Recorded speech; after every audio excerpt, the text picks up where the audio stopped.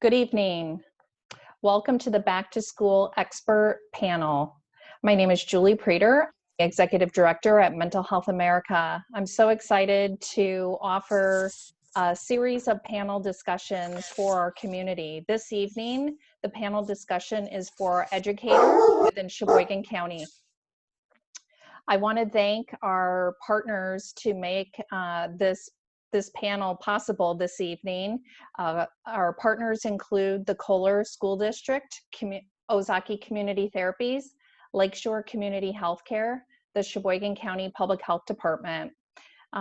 This evening we have experts in the field of mental health and behavioral health. I would like to introduce our panel this evening. We have Christine Voice from the Kohler School District, head counselor at the Kohler High School. We have owner and therapist at Aaron Perez at Ozaukee Community Therapies. We have Frank Zimak, lead path behavioral health counselor at Lakeshore Community Health Care. We have Libby Jacobs, public information officer, lead health strategist at the Sheboygan County Public Health Department. We have Tricia Erpelding, director of education at Mental Health America. Rachel Lewinsky, Director of Marketing at Mental Health America, Alicia Klein, Resource Specialist. And that was a lot of words to say for our opening panel discussion this evening. Thank you so much for joining us this evening. Whether you're here live with us or you're watching this recorded, we're going to have a lot of information for you to be able to deliver and navigate the school year. We can't thank you enough for what you're about to embark on. I would imagine no matter if you're new to teaching or if you've been teaching for over 30 years, this upcoming school year is going to put lots of obstacles in front of you. I want you to remember that you have a bubble of resources around you as you navigate this system. And we're so proud of all of the educators here in our county. This evening, our moderator is Brianna Hoisterberg. She is the Director of Strategic Planning for Mental Health America and the lead path coordinator. Brianna, I'm going to turn it over to you. Thank you all. Thank you, Julie. I mirror Julie in her statement about how grateful we are to all the educators, not only in our county and community, but surrounding counties and beyond. We know that it's tireless work and you do it often with a smile on your face, and we're just so grateful. It's going to be a year like another, but again, we're certainly here for you with any questions. So if it's not answered during this panel this evening, please feel free to reach out to MHA in Sheboygan, to Alicia, our mental health resource specialist, or any of us. We'd be happy to help you access the resources you're looking for. So this evening, we will be covering 5 different topic areas. Each topic will be posted in the chat section below, and I will be mentioning them as well in case you're watching this as a recording. And each topic area will have a expert panelist member who will be starting off the conversation. However, we will be having other panel members jump in to share some of their background or their lens or viewpoint on the topic. And if you have any questions specific to that topic, please feel free to ask your question in the chat.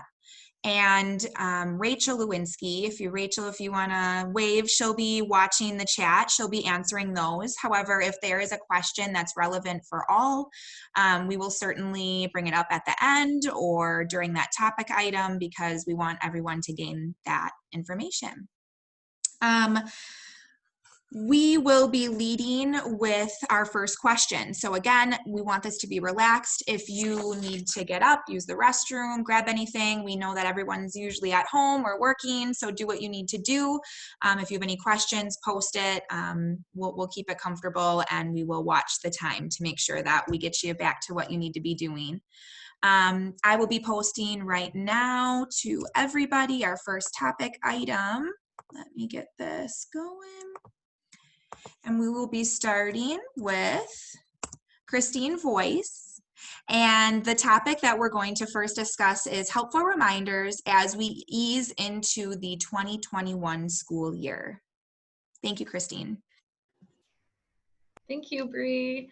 Thank you for the invite, and I'm so honored and excited to be here and part of this conversation, and grateful that you're providing a platform for our community and our educators to participate in these conversations. So in regards to the first topic, and specifically easing back into the school year, I want to be candid that I, in the school counselor role at the high school, I come with a different lens sometimes, and so I may have one approach and others on the call or the panel may have different approaches and recommendations. So do what works best for you. Our school district keeps talking about flexible and fluid. Everything's flexible and fluid. So, take what resonates with you and let the rest pass. So that's I guess my kind of starting point. But within like easing in, I have kind of 5 key areas to really focus on. And the first I would say is as an educator, make sure you start the school year grounded for yourself. As like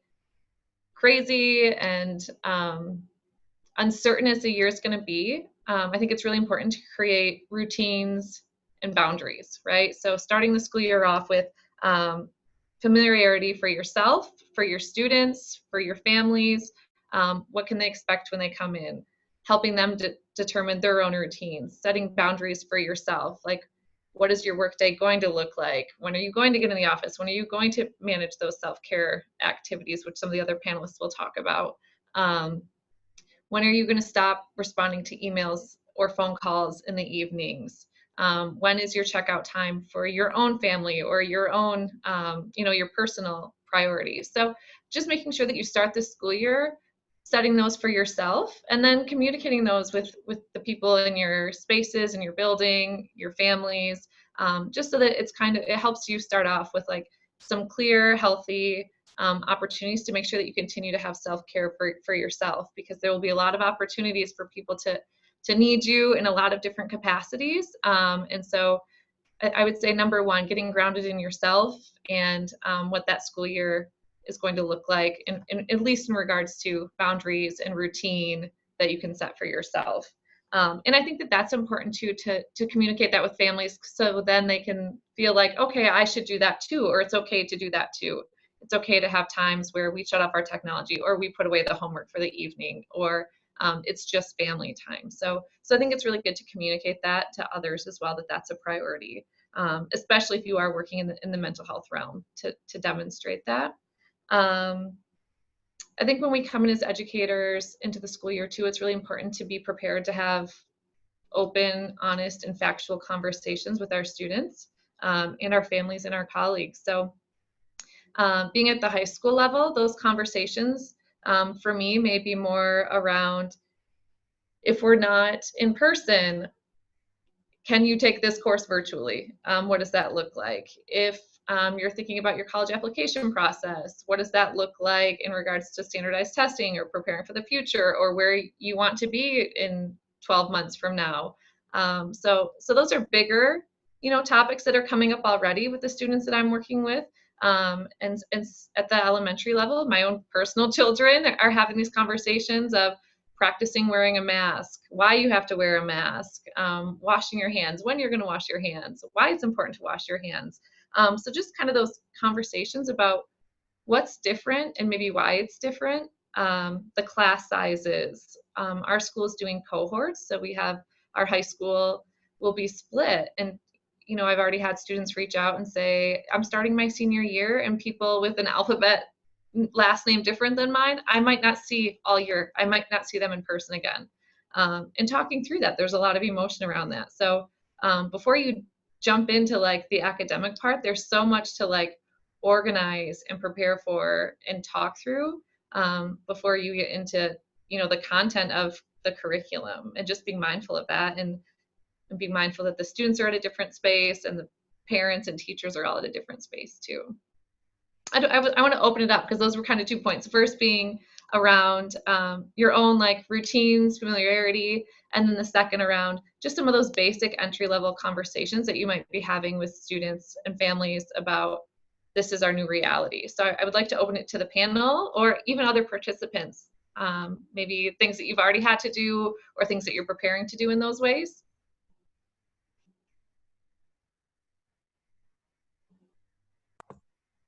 I can appreciate having the open and honest conversations, and I think that there were a couple of sub bullet points under that one, but one specifically that I really appreciate too is looking for different things within students virtually or in school. We know what loneliness can do.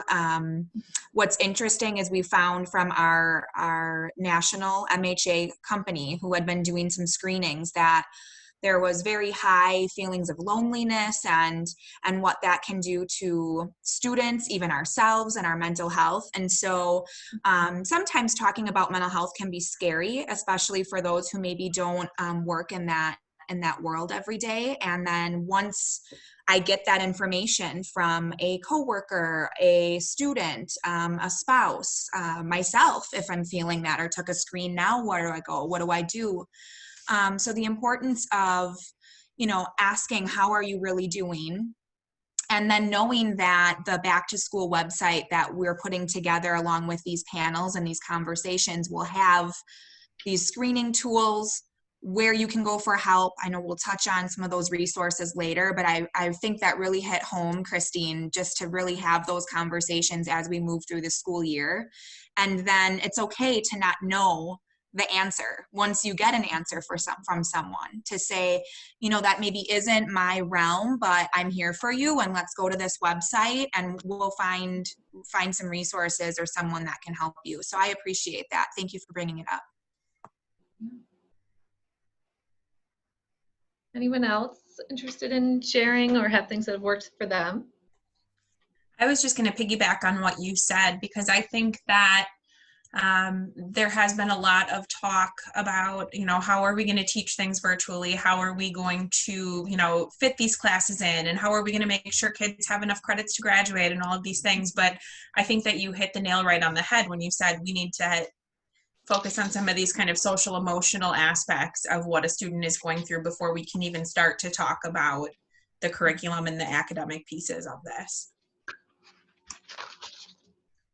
I'd like to chime in and just echo what you're saying too about creating boundaries. I recently did a training with a school district and surveyed them, just had, brief show of hands on a scale of 1 to 10, 1 being no anxiety whatsoever about returning to school, 10 being this is probably the scariest and most anxious year that I've had returning to school. And the majority of that group was raising their hands 7 to 10.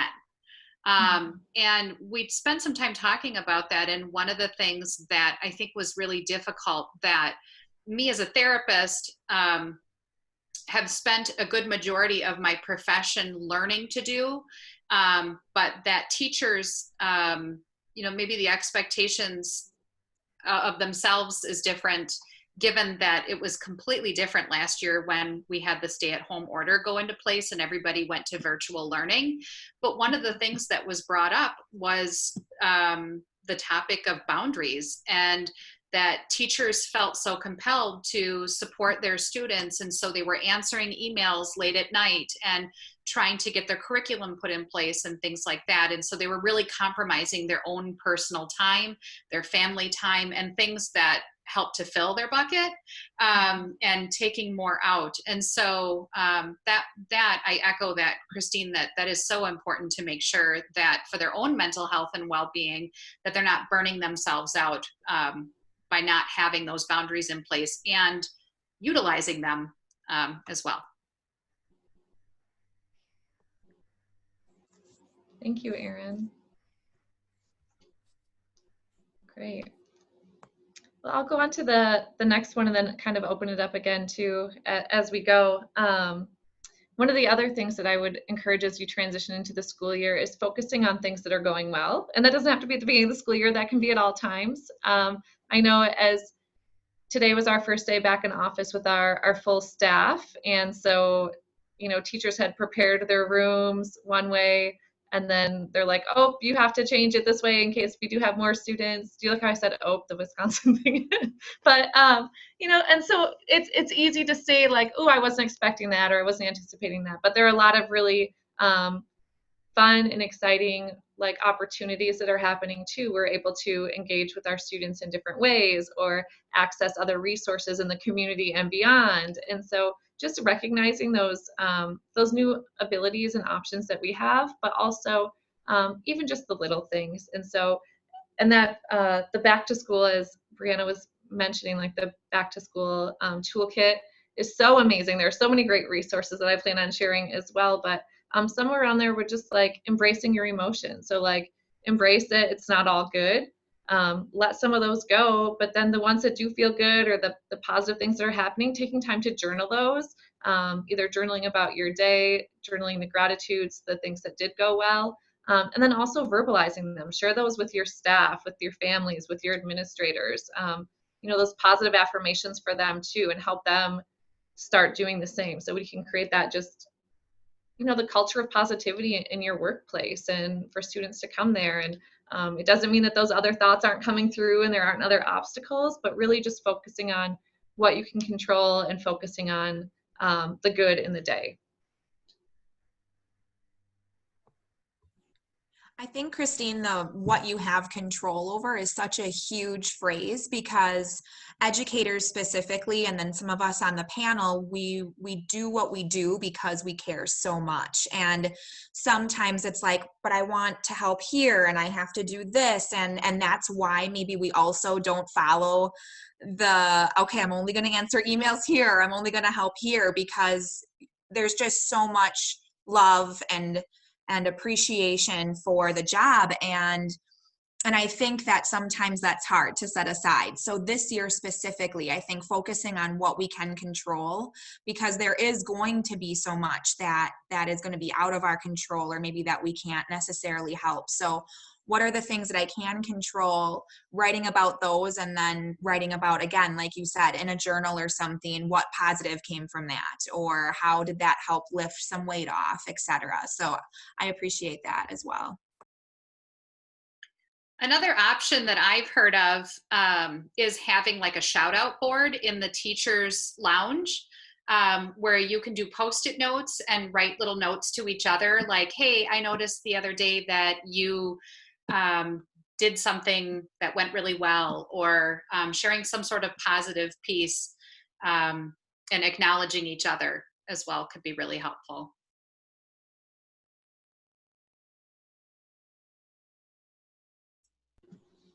Thank you. Yes, I love that idea too. And we've done the same for students too, positive affirmations that weren't related to academics, because so much seems to be related to academics, especially at the high school level.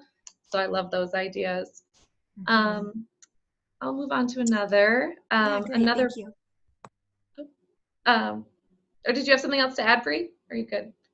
Nope, I was just gonna say, yeah, thanks. If you need, we can move on if you're, yeah. Thank you. You had it going for me. Here we go. You got it. So another recommendation would be staying connected virtually. And I know Bree mentioned this a little bit as well, but just the value of staying connected as an educator, as a person, right? So there's a lot of different barriers not being able to see people. So virtual is an opportunity to connect with others. And, and sometimes it's okay to disconnect too. So, that's one of the things that I'll say, like, the fluidity around it. There are some times where it's really important that I join a Sunday night Zoom with some girlfriends so we can catch up and see how things are going. And sometimes it's more important for me to say, love you, I miss you, I'll catch you next time, and setting boundaries for when it's okay. Or, with social media too, there's a lot of emotion in the news and what's going on, and that can sometimes be toxic too. And so deciding what platforms are appropriate for you, which ones you can handle and when, and where you want to get your information. So if you're overloaded with a lot of negativity, that could obviously impact and wear into your day. And so just being mindful of your exposure to media, and then using opportunities to engage that serve you best. And I really encourage that for my own students too. They say, like, social connection was one of the highest predictors of success in that virtual learning platform. So what are some fun, positive, and safe ways that we can engage our students virtually while we're not here? And so sometimes it was like coffee with your counselor, that I would just do Zoom sessions with random activities, like submit your funny meme related to virtual learning or whatever, and the students would vote, and we would give out local coffee shop gift cards or things like that. So little price point, fun opportunities for the kids to engage if they want, low to no commitment, but an opportunity to see each other's faces. So just thinking of maybe a little bit outside the box, or what are ways that you can engage with your colleagues, with your friends, with your students or families virtually that are happy and healthy, hopefully. I don't know if any of you panelists or visitors have other virtual platforms that you've used to engage, or positive ones that you really like to reference, or things that you've done either personally or professionally that have brought opportunities for connection in the virtual world. My family really likes House Party. It's an app where people can go on and play different games, and my sister usually kicks my butt at the trivia games every time we play. So that one is a really fun one, and it's just fun and unique and kind of how it's set up. So I definitely recommend House Party.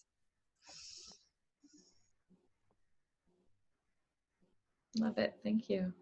I also know that we will be hosting, and specifically Trisha will help lead some wellness circles that'll be coming up in September. And that's really going to be a great, just kind of educators coming together. How are you doing? You know, what are you doing that's really working well for you? Kind of like the coffee and chat thing that Christine was talking about, but just amongst educators from all different districts, just to come together so you know that you have support and a sounding board to be able to have these ideas to bounce off one another and see what other people are doing. So even if there aren't a ton that are talked about in the chat or on here, we will be hosting one in September. So again, you can go to the back to school website, which we'll post in the chat. Again, that's MHA Sheboygan, all one word, all lowercase, .org/back-to-school. And you can sign up to register for that Educator Wellness Circle, and then we will be hosting those throughout the year as well. So even though it's not mentioned now, hopefully we can kind of do what Christine is talking about now and share those really kind of fun ways to engage with our students and one another. So thanks, Christine. Yeah. So I have one final one before I hand it over, and this one is maybe easy, but probably the most important, but just reminding children, colleagues, and yourself to remain safe. So ways to do that, continuing to wash your hands and do symptom checks and social distancing. And, you know, this is our first day, as I mentioned, back in office, and just seeing how the comfort level of the different faculty, you know, some were always mask on, even outside, and wanted the space, and, you know, just we're more cautious in their own ways. And there are others that, you know, maybe were less cautious than you would like them to be. And, you know, and so we're all at different places and in our comfort level and how we're processing this. And so to see that among the staff, it's going to be really interesting to see how that plays out once students are in our building. So we will be welcoming students back to our building next week. And so understanding that what safety looks like for all of them, helping them define what safe is, and then how they can do, you know, respect their peers and other people's spaces and what that looks like. I do have just kind of a little example. Our staff received all these little like reminders. Every staff got them in our mailbox, like wash your hands thoroughly, social distance, just as like easy reminders. And these were for the adults too, like the things that we need to be doing to keep ourselves safe and keep each other safe, and hopefully keep our doors open so we can still continue to see each other and work together, which is our hope. Like we want to see our little people. So that was my, you know, my final takeaway as we are heading back into the school year, and just want to make sure that we have some little reminders on doing it hopefully with a smooth transition. Thank you, Christine. And I know that on our website, MHA, we have like a mindful hand washing sign. So a little bit different than some that you're seeing. It brings in some mindfulness things to make it just a little bit more of a a fun experience than the 100 millionth time we've done it in the day. So we do have that posted on the Back to School website. And then something else that I want to mention, again, Christine talked about it, but there's the Back to School Toolkit. It's a PDF that is on the main page and in each section for the educators, parents, and youth, young adult. There is just dealing with potential exposure and how to do things safely and in a way that's really good for your mental health. So I urge everyone to, on the note that Christine was talking about, to go in and just kind of read some of that stuff in that PDF. It's really helpful and similar to what Christine was talking about. So thank you for bringing that up.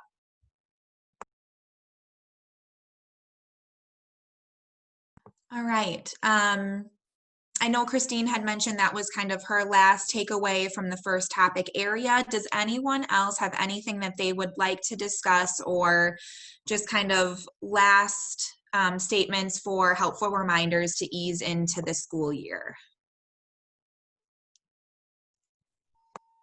I would just say that, we know that this is going to be a really difficult year, and it is going to be very important for us to take care of ourselves, but this is also a chance for those of us who work with young people and help shape lives to really, prove how resilient and strong we can be in these times.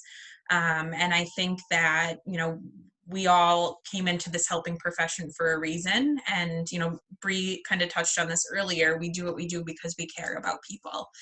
We care about, the lives that we, come in contact with. So I would say just to really make sure that in order to be your strongest, most resilient self, you really do need to just take that time. Even if, you look back on the day and you're like, okay, so what I did today for self-care was I took a shower and brushed my teeth and went to work.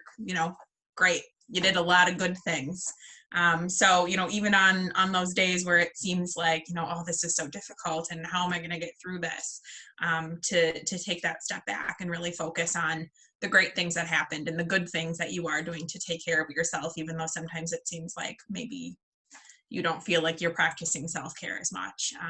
And if you do have those opportunities to kind of take that, little bit longer time to, go for a walk or, spending time with your family members or whatever it might be, just find those little outlets so that you're able to take care of yourself in order to take care of the people around you as best as you can.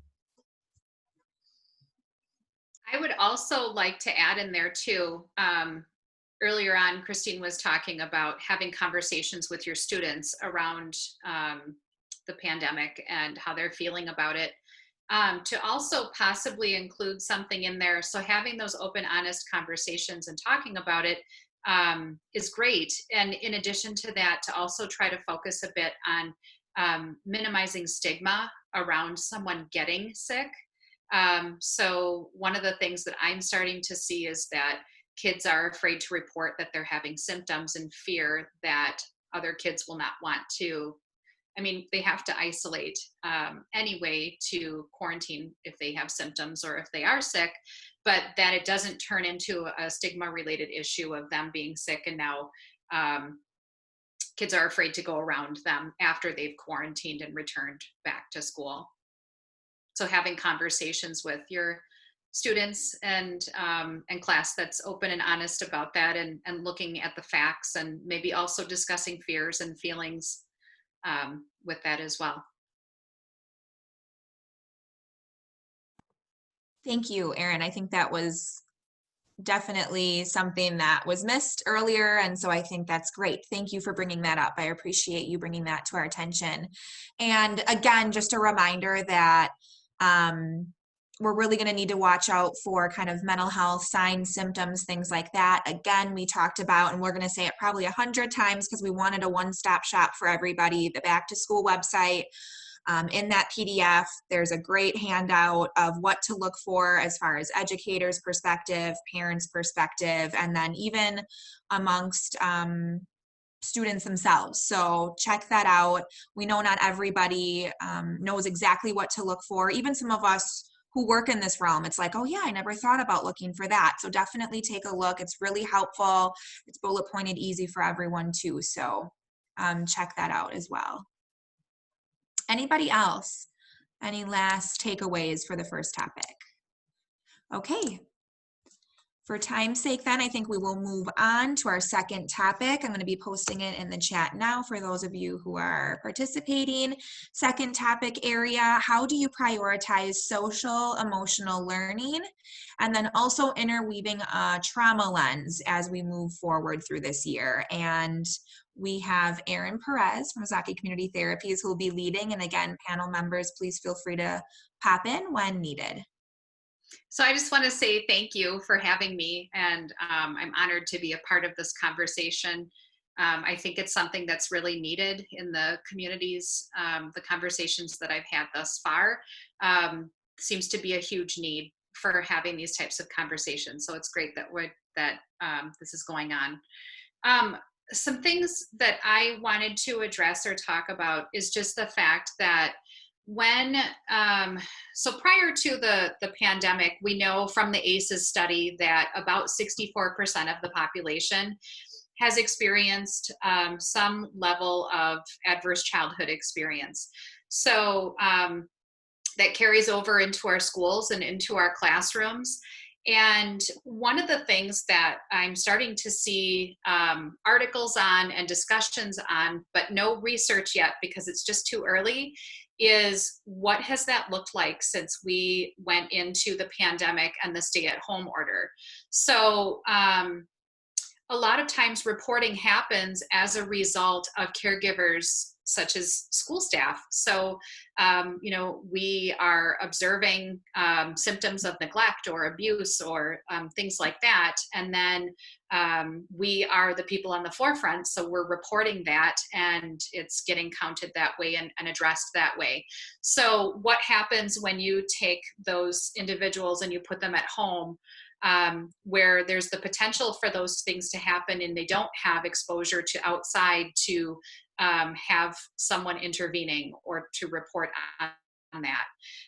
So one of the things that I wanted to talk a little bit about is just piggybacking right off of what Christine was saying, is to be prepared for that. So when you do come back to school, a lot of teachers have really great relationships with their students. And I know from working with kids too that they feel very comfortable with some of their teachers or other school staff. And when you have that relationship built, it makes students more comfortable to share information about things that possibly might have happened during the stay-at-home order. So just to be kind of tuck that in your back pocket and be ready for that in the event that it does show up. And then as far as just making a priority of the social emotional learning. So I think that is an important part. We know that with mental health, including trauma, that if you're not addressing the mental health needs, it's really difficult for anyone to learn academically. So it's so important that they're regulated. And it's so important that you're regulated as teaching staff and school staff. So making it a part of your daily routine would be really helpful. So as Christine was saying about predictability and structure, if I had a dime for every time I said predictability, consistency, and structure, I would probably be a millionaire by now. We as human beings thrive on that. All human beings do. And it's so important to have that, especially at a time when you don't have a lot of answers for other things. So focusing on what you do know. So if you have a routine or structure or predictability, that's something that everybody in the classroom can count on, including you. So being able to implement that into your daily routine. Things that might be really helpful that support social emotional learning and also support you as a school staff member and managing classroom and emotions and behaviors and all that other stuff that you do every other year when there's not a pandemic going on, and then you add that on top, would be a check-in. So teaching your students how to check in with themselves and understand how regulated or dysregulated that they are. I'm going to share some ideas, but I'll briefly discuss them. One of them for younger kids, there's a video. If any of you have access to teachingchannel.org, there's an emotional check-in there for pre-K, and I would say it's appropriate probably through like the middle part of elementary school. So what it is it's a video, and it's got jars with different emotions, and each student has a picture on a popsicle stick. And when they first walk in the room, they take their picture with the on the stick, and they put it in the jar for how they're feeling that at that particular moment, which gives the teacher notice of what kind of students are walking into her classroom that day. So she knows, if somebody's having a bad day, it's probably not a good time to push them to do something that might be a little bit more challenging for them, or that it might be, hey, maybe you're not ready yet to be in the classroom or to be learning. And so what can we do to address your needs to get you in a place where you are ready? And so having those conversations, so it models it for the class. The whole classroom does it. They see each other's emotions. They're aware of their own emotions and everybody else's emotions in the classroom. The teacher can do it as well, which is really helpful, I think, when it comes to self-care as well. So being able to scan themselves and be aware of who they are walking in the door that day, because as human beings, we all have good days and bad days. And so just being aware of that and how it impacts your capacity. And then also for late elementary through high school, another idea that I will post on here as well is a check-in board that has a list of different statements. So maybe it's, I'm having a great day. Maybe another statement is, I'm really struggling today and could use some conversation with somebody. And so it's Post-it notes, and they put their name on the back of the Post-it note and put it on the board wherever that statement is that matches how they're feeling that day. And then the teacher can go and take a look at that and figure out, who they need to check in with, or what type of student that they're getting that day, and how regulated or dysregulated they are. So it's helpful for a variety of different reasons. It's teaching social emotional learning, but it's also helping that teacher to understand what type of a classroom they're having that day.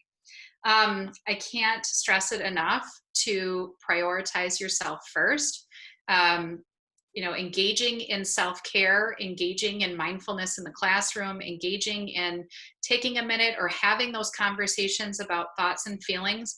Because again, if you think about like Maslow's hierarchy of needs, if you've got kids in your class that are anxious or are scared or not comfortable, and they've got things on their mind, their ability to focus and attend to academics is not going to be the same as if they were regulated and comfortable. So focusing on that is going to be really important.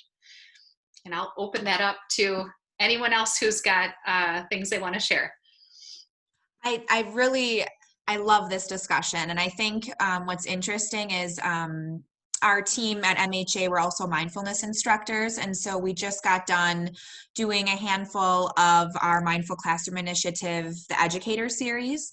But also in the student series, we talk about recognizing emotions and the importance of doing so in oneself and in others. And this goes from, K-5 all the way through, young adult into adulthood. And I love the ideas that you gave, especially with the jars, because that's a really helpful visual reminder then, even for littles, to say, wow, yes, Sarah or whomever is maybe feeling that way. What are some things that I learned that I could maybe do to, help or whatever? And so I just think that that's a really neat way of bringing that into the classroom and recognizing where people are at, and especially for the teacher. We always say in those trainings, model it, let everyone know where you're at. We use a hand-brain model to say, I flip my lid if I'm not feeling so great, and we're in this part of our brain versus the boss part of our brain. And I think that's a really cool visual way to put it in the jars to say, this is where I'm at before we even start the day. And then the teacher can do that too. They're modeling where they're at as well. So I really enjoy that. I'm all smiles over that idea. So thank you for sharing. Anybody else?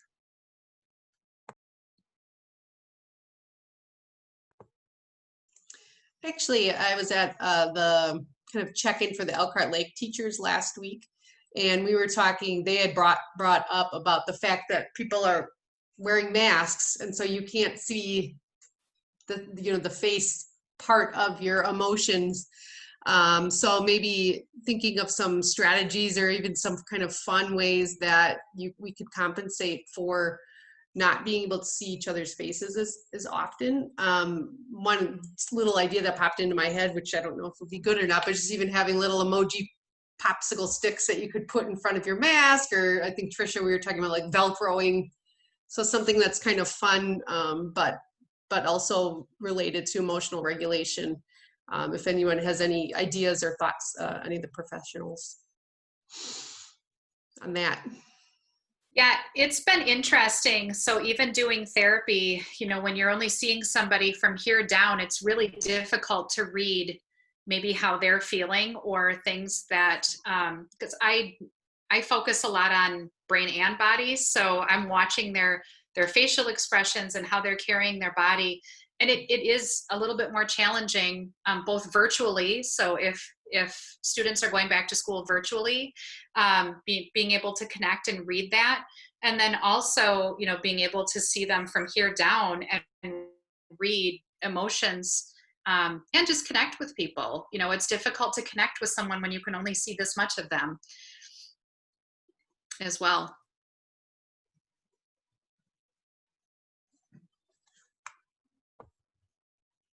These are all really great ideas, and I know those were just a few, but again, we do have a really awesome tool, a social emotional packet. It's called A Mindful Fall that our team put together, and it'll be available for educators, parents, and students to access as far as things to do throughout the month, the day, the beginning of the year to kind of practice some social emotional learning and some self-care.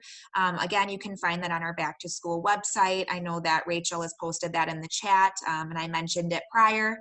But it's a really great resource just to get started. We also have our YouTube channel where we have some of our mindfulness instructors, Rachel, Trisha, myself, doing some guided mindful moments or classroom techniques that we've used in the past. And so it's a great place to get started, but I would definitely say to try to put this into everyone's day as best as we can, even adults, right? Not just for our students or for our children, but to say, how am I going to bring in some of this into my everyday? And it can be one that we put last when we have so much to do. But if we can try to remember maybe to start each day and end each day with one of these things, it would be wonderful. So again, share these ideas at the Wellness Circle coming up in September. Please register. You can do so via Facebook, our Facebook page, or on the website. I think Rachel has posted some links in the chat as well. She can maybe redo that for those wellness circles where, again, we can share some more of these really awesome social, emotional, classroom, and at-home techniques. Anyone else as I'm looking at time? All righty, wonderful. Erin, thank you so much. Then we will move on to the third topic area. Again, I'm posting this in the chat. Right now, we're going to focus more specifically on mental health, even if this all goes towards mental health, but mental health, warning signs and symptoms. And we want to look for maybe what's normal as far as stress and what we should be looking for, not only in ourselves, but also in coworkers, our students, our own children, etc. So Frank Simak from Lakeshore Community Health Care is going to be leading this topic item. But again, panel members, if you have some information, please feel free to jump in. Thank you, Frank. Yeah, absolutely. I'm excited to talk about stress, especially with educators going into this school year. Stress has been on everyone's mind, even through the summer. I think everyone kind of approached summer saying, oh, it's going to be not stressful. We're going to take a step back. I don't think that happened, sadly and unfortunately. But that being said, right, so stress is really kind of our body, our mind, our emotional response to kind of different experiences we have in our life, right? And we got to start off by just saying stress is normal. Everyone experiences stress, right? It's just the kind of stress that we're experiencing. So kind of what Bree was saying, that normal stress, normal stress can be very helpful, right?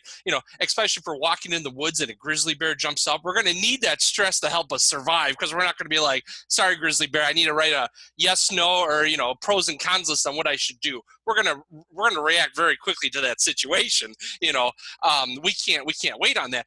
But when we're going into the classroom as teachers and we're bringing that kind of physical, emotional, and mental response, we're put in a spot where we're kind of compromised in what our role is and our responsibility, and how we can be fulfilling our that role of educating the students. So that's kind of where that stress kind of gets to be a little bit more what's called toxic stress, right? So very briefly, not to get too neuropsychology on everyone, but there's hormones and chemicals that get released in the brain, and what happens is when more of those chemicals get released in the brain, it affects what's called the thinking part of your brain, the frontal lobe of the brain, right? And that's where it really interferes and affects our daily responsibilities. And some of the signs and kind of symptoms of that, if we're finding ourselves with less focus, even difficulty experiencing emotions, we're feeling a little short, we're not communicating what we're kind of used to or typical within ourselves, or if we're starting to kind of isolate, right? The body's response is, and it's kind of funny, they call it the reptilian part of the brain, and you can either fight, flee, or freeze. And kind of sometimes freeze is that isolating, right? So not only for yourself as an educator to kind of recognize, am I sharing, what am I experiencing, right? Bree's talked about it, Christine's talked about it, Aaron's talked about it, right? All these unique experiences that we're going to go through this school year, having a community to share with is going to be alleviating, so it gets off our mind, right? Because it can be very weighted down. So that's kind of some of the signs and symptoms you might be experiencing, right? And even with your coworkers, if you think about your peers, your educators, your administrators, your support staff in the schools, recognizing something seems different, something seems off, I'm going to check in with them, right? And being, prepared to check in and mindful enough that we want to connect in that moment. Not, hey, how are you? Just say, please say good, just, you're fine, right? So that we're prepared to, like, I'm going to be here with you, right? I think approaching, this school year is one that is going to be challenging in the sense of always kind of uncertain of what the day will bring, right? And I've said from the beginning of this pandemic, everyone's stress and anxiety levels have increased across the board. Even if we say, you know what, I think I'm handling this pretty well, my first response is always, how do you even know? First pandemic in 100 years, no one's got any kind of experience with what's going on right now. And that's okay to not know. Because everyone's going to make mistakes. There's that common humanity, and why it's so important to reach out and connect with your peers, your coworkers, Mental Health America, utilizing these resources, because you're not alone in these experiences of making mistakes or going through very challenging, difficult days. And even stress with students, right? Students who appear not focused, or difficulty to engage, or difficulty adjusting or switching topics or discussions. Aaron's talked about it greatly, how that stress and the trauma and the emotional part of someone's experience, how it interferes with what we need to do right here, right now, right, and how to help engage them. And that's where Mental Health America, the PATH program in the Sheboygan Area School District, those resources, so that we could help engage the students in a different perspective to alleviate the role and responsibilities of formal school support staff, right? On top of, mental health, triage, educator, everyone's kind of adding, nursing backgrounds to their repertoire this fall, right? And if there's anything, Mental Health America, PATH program, please contact the school PATH coordinator or your school social worker or your guidance counselor if there's a student that might, something seems just to have someone reach out to. It's always better to be overcautious than undercautious. I think that's a really great point, Frank, to be a little bit more cautious, especially this school year, than under cautious. And I think that's a great point to make. And can you briefly, and I know this may reach farther than Sheboygan County, but can you briefly talk about the PATH program? I don't think we've mentioned, just real quick, what it is. And then to know that if you're not a school within Sheboygan County, there are maybe some school-based resources in your area. Again, you can reach out to us. We'd be happy to try to find that resource for you, or some platforms, because a lot of people have gone virtual. Maybe an agency or someone who'd be willing to help, even though it's not a specific PATH program. So if you could just mention that, that would be really great, Frank. Absolutely. So the PATH program in Sheboygan County is called Providing Access to Healing. And what it is, it's aimed at providing school-based mental health services for all students who have a barrier to access treatment. And really right now, that barrier is the pandemic. Like that's reality. So really everyone kind of qualifies in my eyes right now. But there's this great movement kind of going on, in the state, where there's an abundance of agencies partnering with schools to provide school-based mental health counseling in your area. And also, just as educators, utilizing your school's employee assistant program, kind of what Bree was mentioning, there's a lot of counseling clinics offering telehealth that with very flexible hours and availability that I think was a little unexpected prior to the pandemic, as things have just been opened up and people are trying to do the best to reach as many people and help them as best as they can. So that school-based mental health counseling is a way where mental health professionals are entered into the building and are able to interact with students in that environment, so that if they are having difficulties with their mental wellness, there's a great resource for them in the school. Awesome. And if you have any questions on that, Rachel, if you could post the link to the PATH program on our website. We do have that on the Back to School website as well. So if you could post one of those, that would be awesome. You can find out more information there, or contact me. I'd be happy to talk about that with you. Again, if you're looking for any specific signs and symptoms, you can find that on our Back to School PDF. There is a small handout. It speaks to what Frank was talking about earlier as far as specifics on signs and symptoms. And then to keep things on a positive spin, I've posted a brief link for a video. We like to share it at Mental Health America. It's called How to Make Stress Your Friend. It's just a positive spin on how stress is really kind of our body's way for pumping us up to do our best and be our best selves, and how we can kind of restructure that in our day-to-day life. So take a look, watch that video. It's on YouTube, again, How to Make Stress Your Friend. It's kind of a nice one just to kind of end with a positive twist. Thank you so much, Frank. I will kind of keep moving along just for time's sake. We started a little bit later, but I want to make sure that we get everybody to where they need to be this evening. So the fourth topic area, and I'll post it in the chat, will be led by our panelist and education coordinator at Mental Health America, Tricia Erpelding. And we're going to be discussing keeping you, the educator, but also your students and possibly their families, if you're able to reach that far, but don't put too much on your shoulders, healthy mind and body. So Tricia, take it away. Thank you so much. So my portion of the panel this evening really, I think, piggybacks well with what Frank was saying, because we do need to be watching out for those signs and symptoms, not only in, the students that we're working with, but to really make sure that we're taking those steps back to recognize things in ourselves as well. We know that before the COVID pandemic started, 50% of teachers were quitting within their first 5 years of starting in this profession. So I can't imagine now as a teacher who's, in their first year or, second or third, and you're thinking, oh goodness, what did I get myself into? And, what that number might look like as we see, the other side of this and, that new normal that everybody is talking about. But it's so important for educators to be recognizing these things within themselves, because when we are able to address our stress in the moment, we're able to, do some of those things that we can kind of help take care of ourselves, notice what's happening as it's happening, rather than kind of carrying our stress with us throughout the day. And the example that I always like to use is, we always like to kind of pride ourselves on how busy we are, how many things we got done that day, how often we're able to multitask, and how good we are at multitasking. And in reality, nobody is good at multitasking.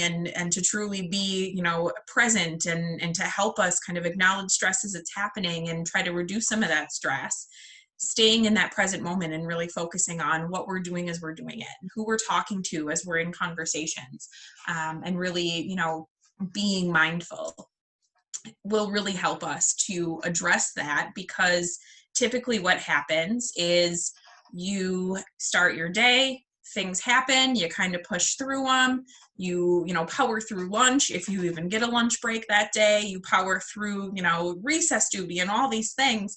And all of a sudden it's, 4:30, 5 o'clock at night, hopefully not later than that, but oftentimes it is.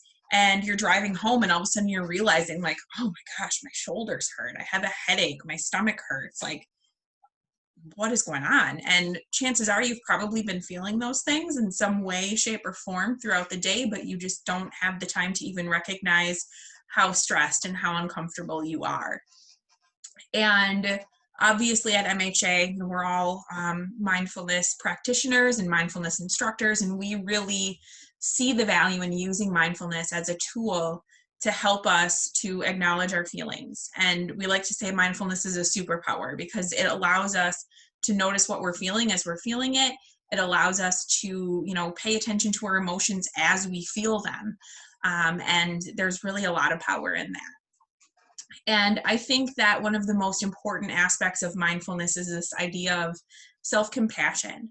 And how can we take that compassion that we have for others, the compassion we have for our students and our coworkers, and turn that inward and really know that it's okay to take care of ourselves. And there's a lot of, I think, kind of misinformation out there on what self-care actually is. And I touched on this earlier in the panel. But really, when we talk about self-care, teachers and, educators and people who are in these helping professions are like, I don't have time for self-care, because they're thinking of it as, this like self-indulgence or this escape where, I'm going to go have a spa day. I'm going to, eat bonbons in my bathtub for an hour and a half. Those things are great if you have time for them, but they're more of that self-indulgence piece where it maybe helps you in the moment. But self-care really looks at those long-term things that we're doing in order to take care of ourselves. Are you exercising? Are you eating healthy? Are you, maintaining healthy social relationships? Are you going to the dentist every 6 months? Are you setting regular doctor's appointments for yourself? All of these things that we kind of need this baseline. And oftentimes we don't even acknowledge, oh yeah, it's been, a year since I went to the dentist, or yeah, I probably should schedule that physical, just those simple things. And, sometimes self-care is just, I took a shower and brushed my teeth today and I made it through the day and I'm going to celebrate that. And I think that, self-care doesn't need to be this big fancy thing. If all you have is 2 seconds to step out into a hallway, take a deep breath, and, go back to whatever it is you're doing, amazing. Maybe for you, self-care is I'm going to take the longer way to get to the copy machine when I head down to the office, whatever it might be. And when we take those moments to take care of ourselves, we're able to reset and really, reconnect with ourselves and give ourselves that permission to feel what we feel and to know that however we're feeling in that moment is okay. And that, we can be grateful for, these little things that we have and these little opportunities that we have, and to recognize them as they're happening. Which brings me to the second point that I want to make, which is gratitude. Spending the time to be intentional and to think about the things that we are grateful for is an amazing way to boost all of those, feel-good chemicals that we've got, and those things that really help us, hardwire our brains for happiness and things like that. We, oftentimes think about gratitude being, Thanksgiving. We all have to go around the table and say one thing we're thankful for before, our aunt will serve us our turkey. But think about it kind of being Thanksgiving every day. And that there are opportunities to say, today, these are the 5 people I was thankful for. Here are the 5, things that I'm grateful for in my life. And they can be, the big things like, family and friends and, going to school and all of these great things. But it can also be, the sun was shining today, or I was wearing my favorite pair of comfy flip-flops when we were in the kayaks yesterday. Just those little moments that you take the time to like, oh yeah, I'm really feeling, the squishiness of my shoes or whatever it might be. Because it truly does break up the day, and it helps us to really acknowledge the good, because we as humans tend to have a negativity bias where we really focus on the negative and we focus on that negative stress and the things that have gone wrong, rather than celebrating all of the things that are going right. So as we embark on this school year, and we know that there are going to be so many challenges, like I mentioned before, there's going to be a lot of opportunity where we really get to surprise ourselves and show ourselves how strong we are, how resilient we are, how much better we thought we would be as, nurses and school social workers and, all those extra hats that we'll have to wear this year, as Frank said. So, really taking that time to commend yourself for the amazing work you're doing, and knowing that you deserve those moments of taking care of yourself and appreciating the things that are going right amid a world of a lot of uncertainty. Thank you, Trisha. And I really appreciate you bringing up gratitude. And I know as we were meeting to discuss what we were going to talk about this evening, Christine also had talked about the importance of gratitude and just really appreciating the present and what we have right here in this moment, because there is so much that we're unsure about. And so I think that's a huge one that you bring up, Trisha. Thank you. And in a video that MHA often shares, a gentleman says, if we would live this day as if it were our very first and our very last, then we will have spent this day very well. And I think it's a really great statement in that balance, right? In the beginning, if it's our very first day, it's, we're not worried about going in like, oh, it's maybe this student, or it's this family I'm dealing with again, or it's this situation.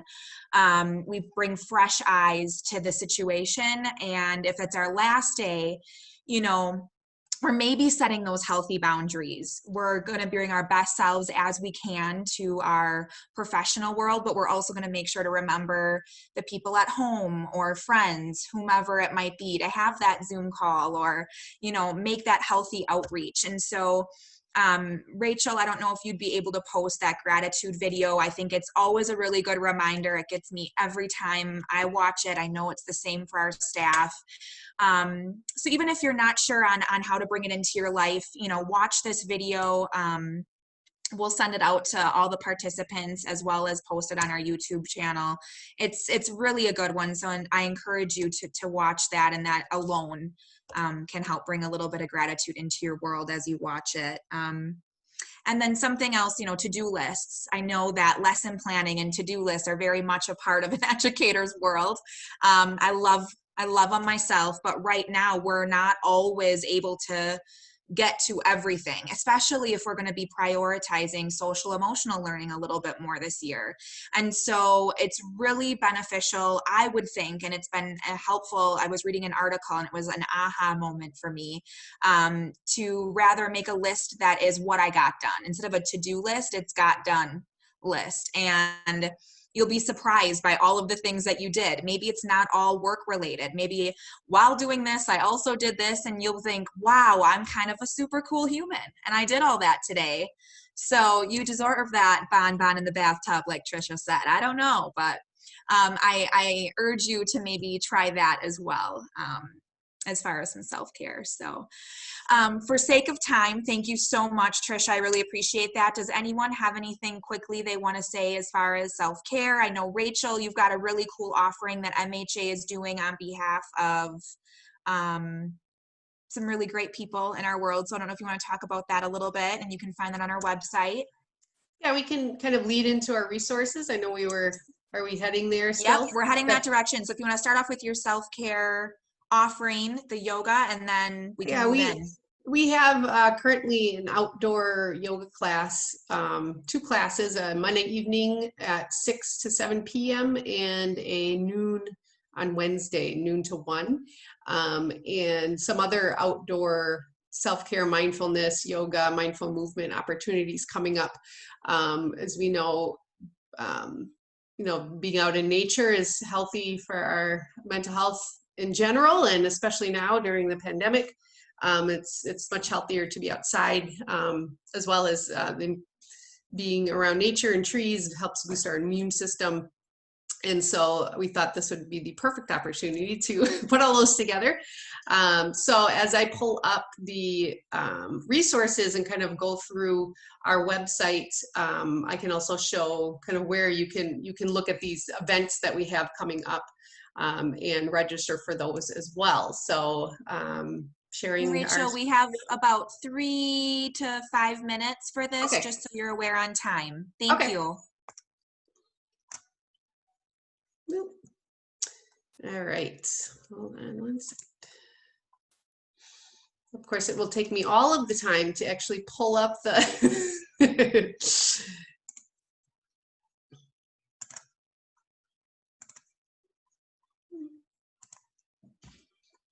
So our webs, can everyone see this? Okay. So if you go to our website, mhasheboygan.org, you can find our back to school page by going to find help. This find help page actually has a ton of resources for any time of the year, and then specifically back to school is where you can find our toolkit, our PDF that you can download and send out to folks. We've got our separate sections for our educators, for our parents, our students, and so it will go through all of these trainings and offerings. So of course, this is our wellness panel that we have here. We have our resources listed, so any resources that you'd like to check out regarding just general mental health, COVID, the pandemic, and we kind of split them up into sections, the COVID-19 specific resources, mental health, and mindfulness, since that's one of our big programs is mindfulness. The other place you would be able to find it is clicking on community wellness, going to the back to school link as well. We have it right on our front page. So again, back to school with hyphens.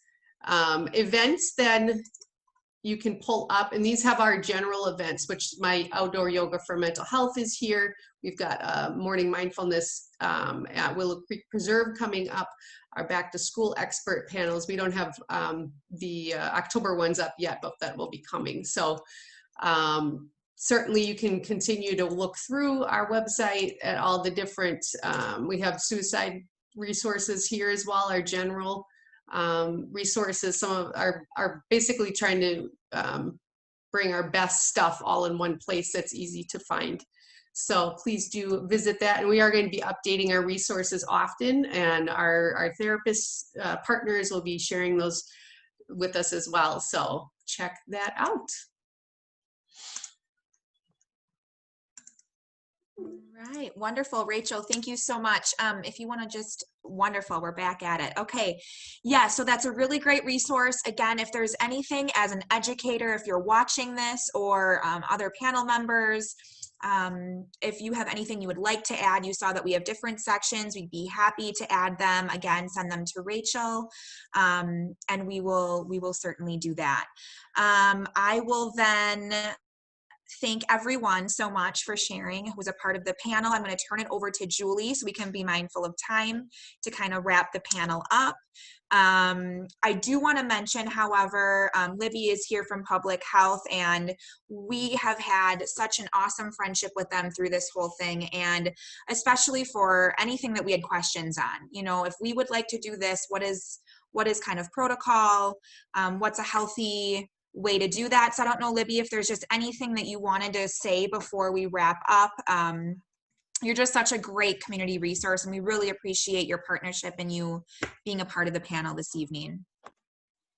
you. I apologize for my cat. He was very upset that I shut him out of the room. So he just wanted to say hello for a little bit. So that was Walter, everybody. But yeah, I just wanted to take a minute and thank you so much for having me.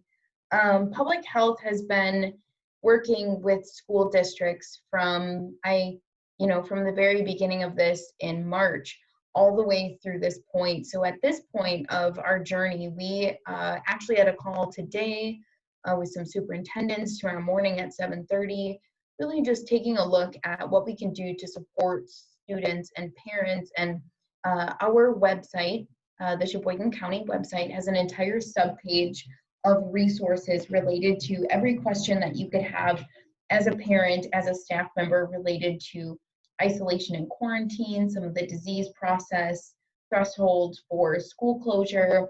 So really, we're trying to do the best on our end from a public health standpoint to provide you as staff, as well as parents and faculty and all of those with kiddos in schools with the most information that we can.